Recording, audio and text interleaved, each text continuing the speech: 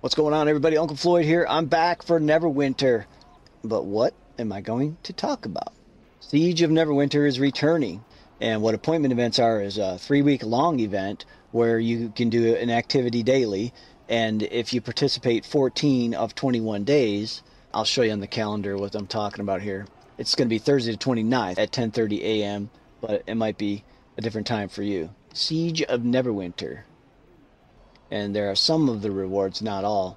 Unfortunately, it doesn't go into any greater detail, so I'll show you here in Protector's Enclave. The appointment event vendor. Alright, Sergey, talk to me. What do you got going on here?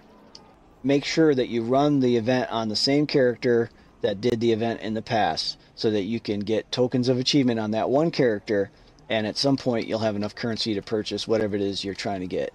You can do a daily quest, and the goal is to earn these currencies ultimately for that chase item from the token of achievement.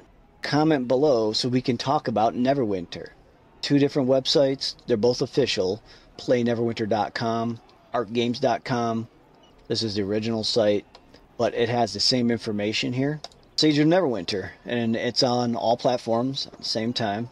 It says right here, the cult has amassed their forces and the siege begins Thursday, February 29, 7:30 a.m. Pacific Time, ends March 21st, 7:30 a.m.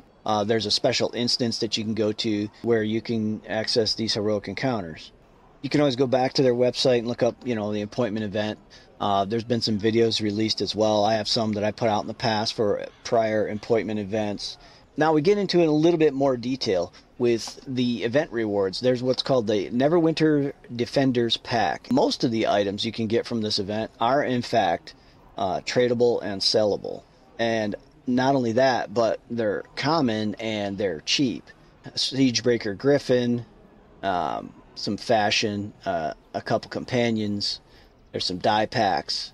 So the way Siege of Neverwinter used to work is you would come over here to this quartermaster and turn in your medals of honor, and for your medals of honor you would get those packs and get more and more packs and increase the number of rewards, and those were rare and valuable rewards.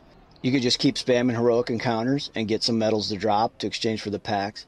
You could also spend money, just go to the Zen market and pay to win your way through the event. For players that didn't want to spend money and didn't want to sit there and farm heroics, you could use your workshop and do the crafting, and you would get defense supplies, and instead of medals of honor you take your defense supplies and exchange those for the packs.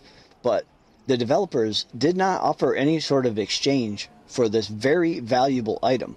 Defense supplies could be bought and sold in the auction house, and they still can be, but now they're not worth anything. They can't be used in the event. You can't go to your antiquity scholar. Players would not only prepare in advance for when the event returns, but it is what it is. Now I'm going to get into the market. These are the items in the pack, the Defenders Pack. What that means is that die is going to be plentiful and it's going to be cheap in the auction house. You got Dragon Slayer's die, you got Veteran Die Pack. I'll show you what that looks like here in the auction house. So if we sort these by buyout, you got Veteran Die Packs. These are current prices. Prices are going to fluctuate as players realize, oh, this is an event item, I want it. Players aren't thinking about it the rest of the time. They're playing the game, but suddenly there's an event, this is an item, and they might head over to the auction house, look for it, maybe buy it. I guarantee you by the end of the event, these things are going to be selling dirt cheap because there's going to be way too much out there. It's going to be a massive surplus. The packs contain 3 dies. If you use that item on your character, all that does is unlock the die as an option if you go to change color. Now, these are not account-wide unlocks for these individual dies. So for each character, you're going to need that die if you intend to unlock it on that character. You can apply it as many pieces of gear as you want. It's consumed when you unlock it on that character. Make sure we select die, Dragon Slayer, right here, 2 for 6k, so 3k each. So these dies are already really cheap. They're only going to go down in price as players run the event. We have the Battlefield Medics Ensemble and the Injured Survivors Outfit. Not sure exactly what the drop rates are. When you open up one of these packs, you're going to look into your fashion, and you can of course send these back to your inventory. The pack is unbound, the fashion items are unbound, which means you can sell them, trade them. You can also buy them from the auction house. We'll take a look at these prices here. Battlefield Medics Ensemble and Injured Survivors Outfit. We sort by name. You can see there's the bottoms for 30k, the ensemble, which is all 3 pieces, the shirt 30k, and the hat. But I can tell you this much: if these items are dropping during this event with any frequency, you should expect prices just to drop, totaling 72k. And so if somebody's selling the ensemble for 444, yeah, might be a good time to list one. You know how the markets are. You got to know what you're doing, whether you're buying or selling. Know how to navigate and know what to look for. What's the other piece? So the injured survivors. I need to remember to get back here and sell some of this stuff while the market's out of control. Go to the headwear item option. Let's preview it. So we're going to put the hat on. We're going to preview the shirt as well, and then preview the pants. You can do a little animation. Gear check. Looking good, my man. Okay, and what's next? Siege Breaker Griffin. Now, you're not seeing many in the market, but you will soon enough. There'll be plenty more where this comes from once the event is underway, and by the end, there'll be tons of these that you can buy very cheap. Here are the Griffins: the Armored, the Feywild, the Golden, and the Siege Breaker. There's your Siege Breaker Griffin. So back when the only Griffin in the game was the Armored Griffin, a legendary that was super hard to get from lockboxes, getting a Griffin was cool. But what you're going to be able to get is an account-bound reskin. Here is the Champion's Charger that anybody can get cheap if you don't already have it.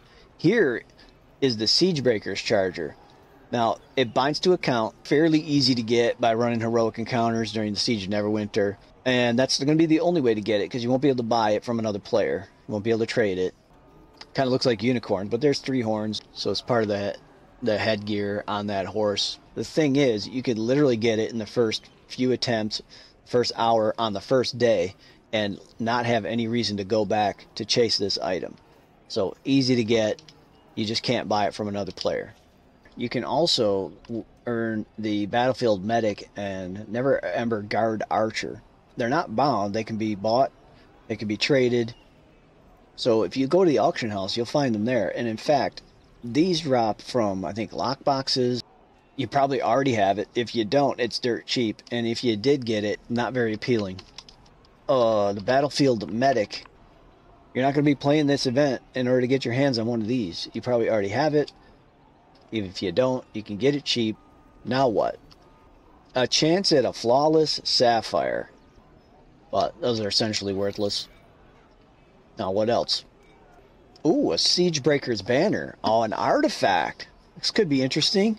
But the problem is, although it drops bound, it can be unbound very affordably using unbind tokens. And no, I don't recommend it. If your build needs it, you can get it dirt cheap anyway if you wanted to, without having to do Siege of Neverwinter to get your hands on this. Currently at 400k for a mythic. Now what else is there? Ah, the pristine Siegebreaker's Battle Horn. Now, you're not going to be able to buy this item. It's not going to be that hard to get it. We've got a 3-week event, and you'll literally get this within the first day of running some heroic encounters. Veteran players already have it. And sadly, Siege of Neverwinter just isn't what it used to be. Now, you can pretty much get whatever you want from it pretty easily, pretty quickly, and pretty cheaply. And the whole point is just to log in on your main character that you're earning these tokens of achievement on.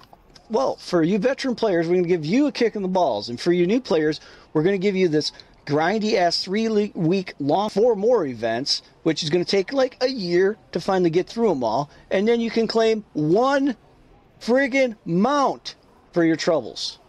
Does that make you want to show up for the Siege of Neverwinter? I guess in due time, I'll get what I want. Now, look, you can get vouchers. The problem is your guild is level 20. All the coffers are full. We all know this.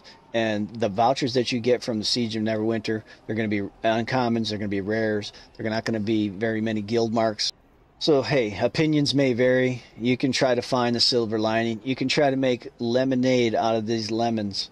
So have fun playing the game and have an amazing day or night, and I will catch you next time, all right? GG.